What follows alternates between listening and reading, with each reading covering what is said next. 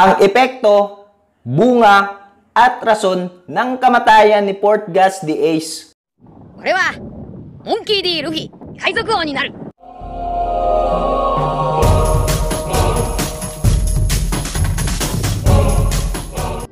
Yes mga katropa, kamusta?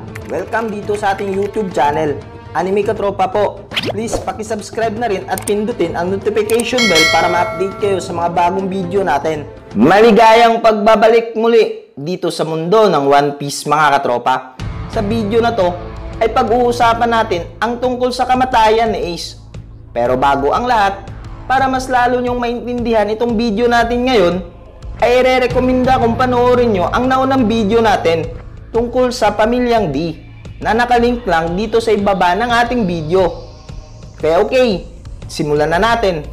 Kayamanan, katanyagan, at kapangyarihan. Ang aking kayamanan, kung ninanais mo ito, ay maaari mong makuha ito. Hanapin nyo, dahil dun ko iniwan ang lahat ng kayang ibigay ng mundong ito. Bago namatay, yan ang huling kataga na sinabi ng hari ng mga pirata na si Gol D. Roger. Nagbunga ito ngayon ng pagsiklab ng New Great Pirate Era. Maraming pirata ang naglayag upang hanapin ang iniwan na kayamanan ni Roger, ang One Piece.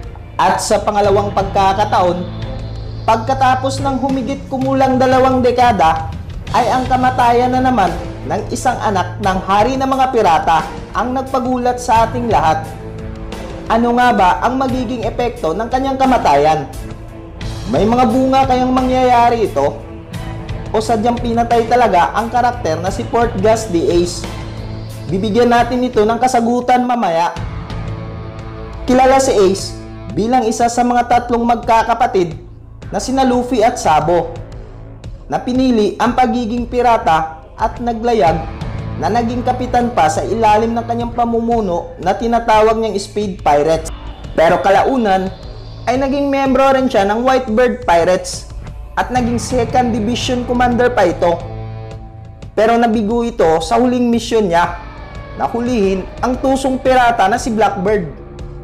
At ito pa ang naging dahilan upang siya patuloy ang nadakip ni Blackbird at ibigay sa mga world government kapalit ng posisyon ni Blackbird bilang si Chibukai. Upang hindi natularan si Ace, ay hinatulan ito ng kamatayan ng mga Marines. At dito, nagsiklab ang malaking digmaan sa Marineford sa pagitan ng panig ni na Luffy at ang mga Whitebird Pirates laban sa mga Marines. Pero si Ace ay nagawa naman siyang isagip ng kanyang kapatid na si Luffy.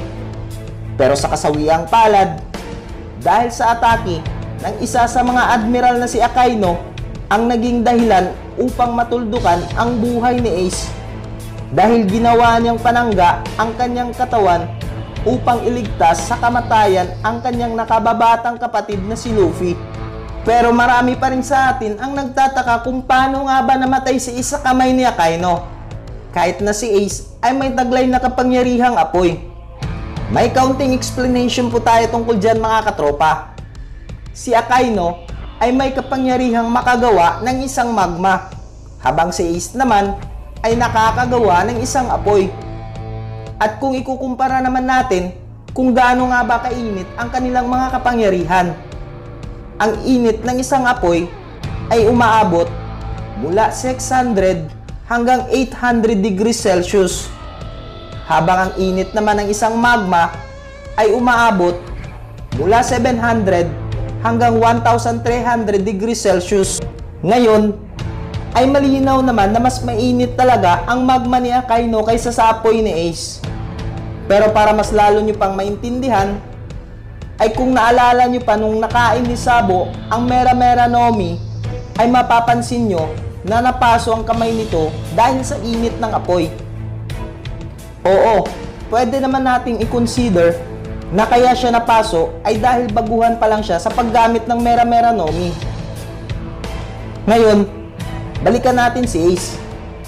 Alam naman natin na bihasa na si Ace sa paggamit ng Mera Mera Nomi. Dahil sa tagal niyang user, siguradong kontrolado na niya ito.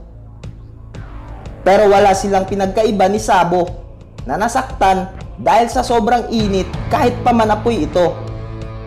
Dahil sa nangyari kay Ace laban kay Akaino, ay hindi na niya kinaya pa ang sobrang init ng magma na tumama sa katawan niya. Dahil lumagpas na ito sa limitasyon ng init na kanyang apoy. Dahil imagine, sa reality, ang isang uri ng apoy ay umaabot ang init hanggang 600 to 800 degrees Celsius.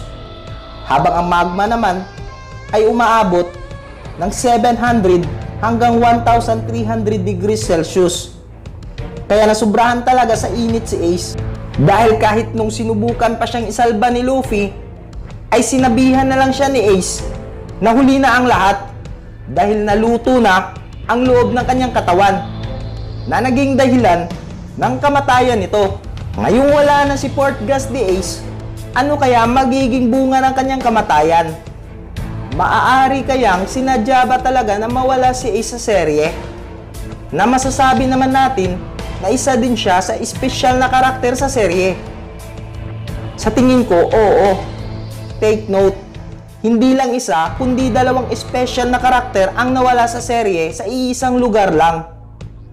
Kaya may rason talaga ang kanilang pagkawala upang mabalanse ang ganda ng istorya sa One Piece at para mas lalong mabaling ang ating atensyon kay Luffy.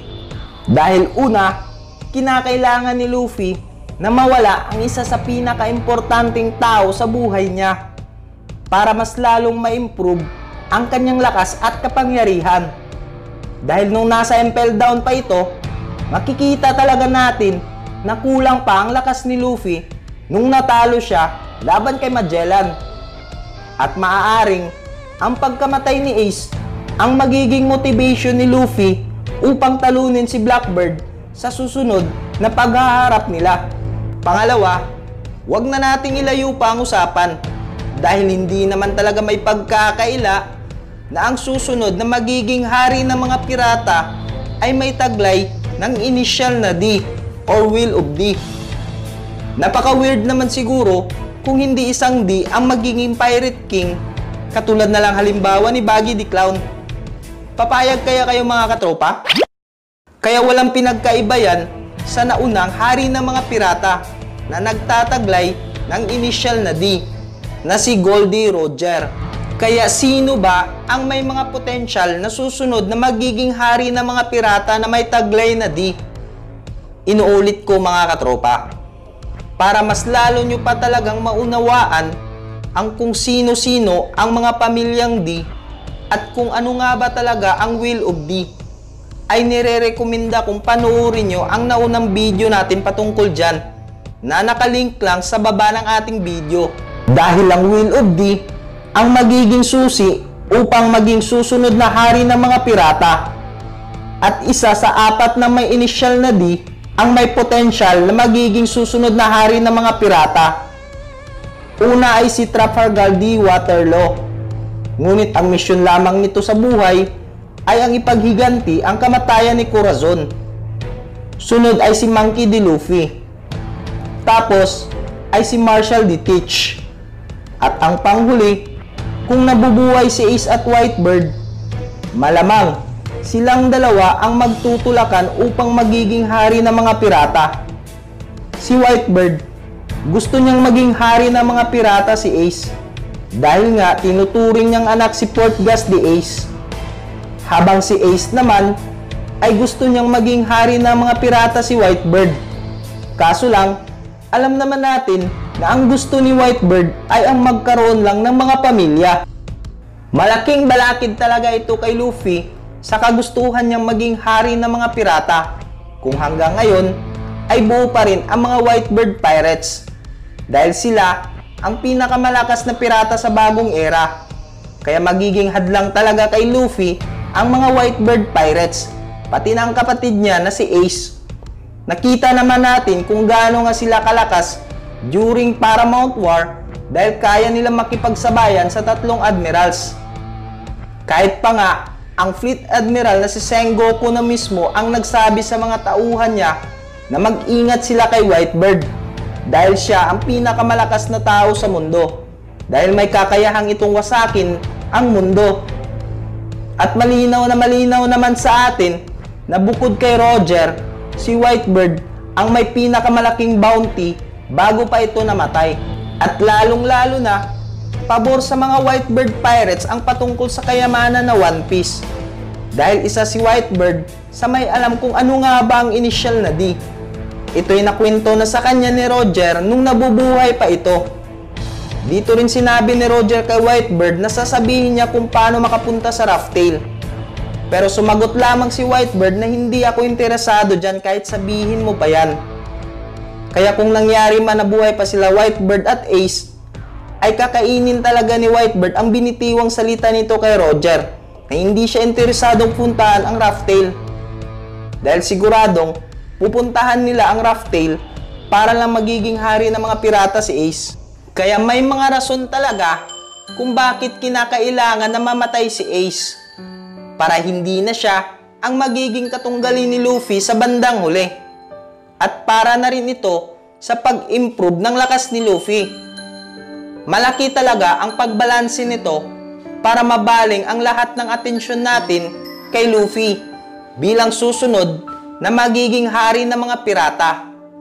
Pero tandaan nyo mga katropa, ang lahat ng ito ay mga sariling opinyon ko lamang.